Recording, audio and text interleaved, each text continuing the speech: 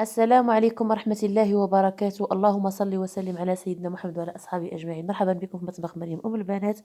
كنت ما جيت باش نبارك لكم العيد، واش عيدكم مبروك والصحة واش ما تمنيتوه. غنقدم معكم بايلة عائلية لهذا العيد بمناسبة عيد الفطر. كنتمنى بأن تدخل لكم بالصحة والراحة. بايلة هائلة بالحوت. البنات كتجي غزالة إن شاء الله تجربوها وتعجبكم. انا كنبارك لكم العيد بزاف بزاف وكنشكركم على التتبع ديالكم جميع المتتبعين ديالي. على بركه الله، على بسم الله.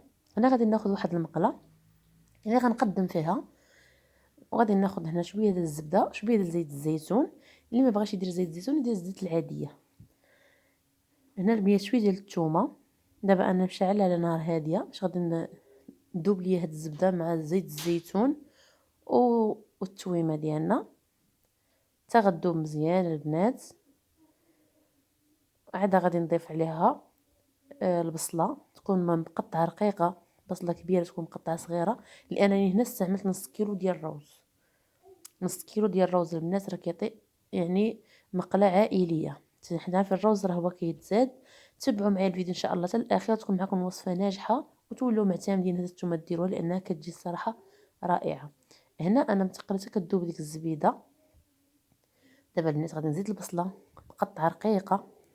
هاد البصله غادي نخليوها، غنزيد لها شويه ديال الملحه وغادي نخليها تنزل شويه مزيان. تنزل البنات عاد كنضيفوا ليها المقادير التاليين. انا البنات راه ما درت فيها لا جلبانه لا خيزو لا ونتا بلا خضره، غير الفلفله والبصله والروز والحوت. وانتم الا بغيتو غديروا فيها الخضره ديروها، اختيار ليكم. لان اللي بناتي ما يقدر عندي ما تيبغوش ليا الخضره فيها، انا ما استعملتها بلا خضره. اللي كيحب الخضره يستعمل الخضره اللي كيعجبو في البايله. كنعرفو يديروا جلبانه، يمكن لكم ديروا الخيزو مقطع رقيق.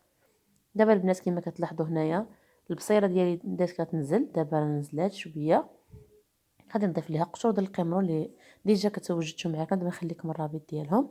هنايا زدت الابزار، سكينجبير البنات، الكركم او الخرقوم العرق. غادي ندير شويه ديال الملون اختياري، اللي ما بغاش ما يديروش، اللي كيعطينا اللون للبايله. كنعرفوا البايله انها كتبان صفراء.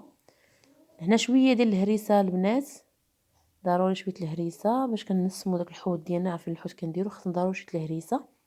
اللي الناس اللي كيحبوها، اللي ما كيحبوهاش ما يديروهاش. البنات اللي كيبغي النسمه ديال ورقه سيدنا موسى يديرها، انا ما كنبغيهاش ما كنديرهاش. انا كنقول لكم الاختيارات اللي نتوما علوكم اللي كتبغيو. اللي كيبغيها تيستعملها. انا شنو ما كنستعملش بزاف في الطياب ديالي لانني ما كنبغيش اللوغو ديالها.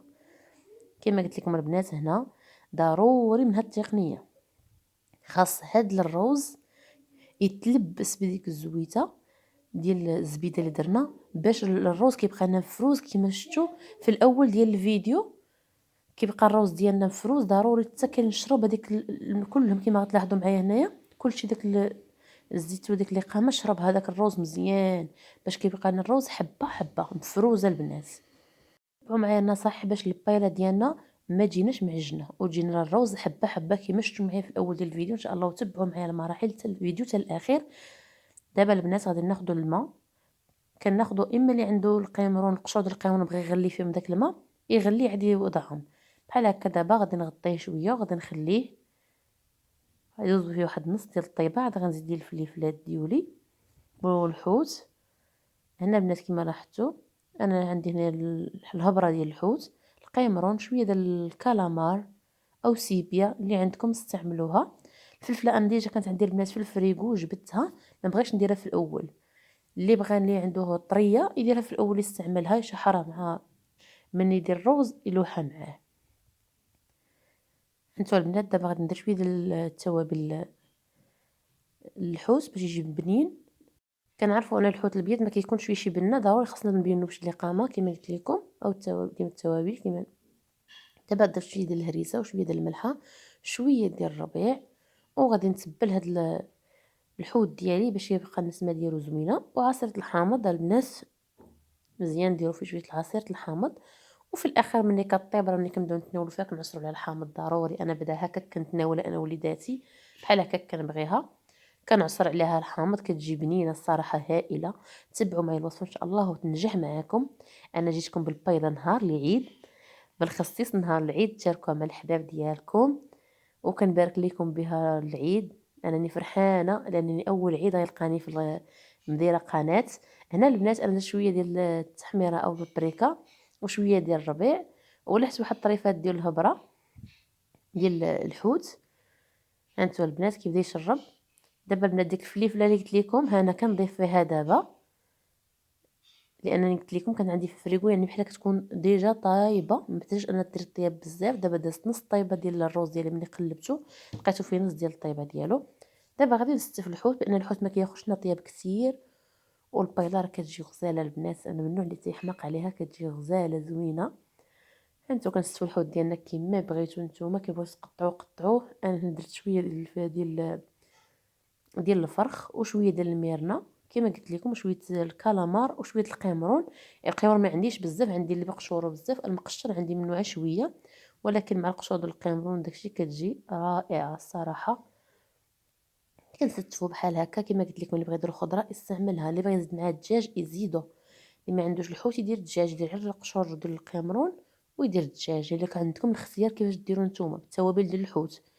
واللي عندها التوابل ديال البسطيله تيديرهم تينسمو مزيان. وكنتمنى بان الشرح ديالي يكون واضح لكم. هنا كنزينها بشويه ديال الفلفله.